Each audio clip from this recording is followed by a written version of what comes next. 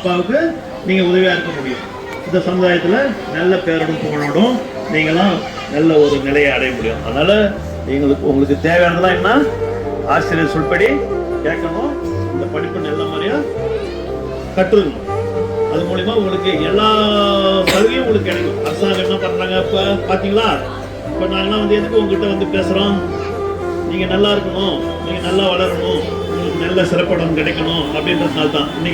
இன்னைக்கு பார்த்தீங்கன்னாக்கா உங்களுடைய சக ஸ்டூடெண்ட்டு அவங்களாம் பார்த்தீங்கன்னா நிறைய பரிசு வாங்கினாங்க. எதுக்கோசம் வாங்கினாங்க? எதுக்கோசம் வாங்கினாங்க? அவங்கள நல்லா படித்து அதே நேரத்தில் அவங்க தனித்திறமையாக வளர்த்துக்கினாங்க. அதை நீங்கள் எல்லோரும் பார்த்தீங்க இல்லையா?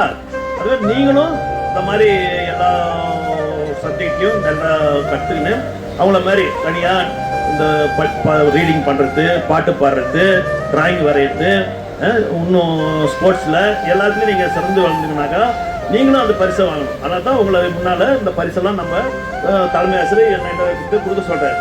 அப்போ நீங்களும் நம்ம யாழினி மாரி அந்த இன்னும் நிறைய ஸ்டூடெண்ட்லாம் இருந்தாங்களே அவங்கள மாதிரி நீங்களும் நிறையா கற்றுக்கின்னு நீங்களும் நிறையா ஸ்போர்ட்ஸில் மற்ற ஆக்டிவிட்டீஸ்லாம் கலந்துக்கின்னு நிறையா சாதனை புரியணும். அதுக்கு தான் உங்களுக்கு இந்த நிகழ்ச்சியில் நடத்தி உங்கள் முன்னால் சொல்கிறாங்க. இதெல்லாம் செய்வீங்களா? ஆமாம், இதெல்லாம் செஞ்சாக்கா உங்களுக்கு பாருங்கள். இப்போ வந்து உங்கள் தலைமை என்னென்ன சொன்னாங்க, ஏசி வகுப்பு இருக்குது, ஸ்மார்ட் வகுப்பு இருக்குது. அது பார்த்தீங்கன்னா இன்றைக்கி ரீடிங்கில் இங்கிலீஷ் ரீடிங்லாம் வந்து நல்லா பண்ணுறீங்க நீங்கன்னு சொல்கிறாங்க.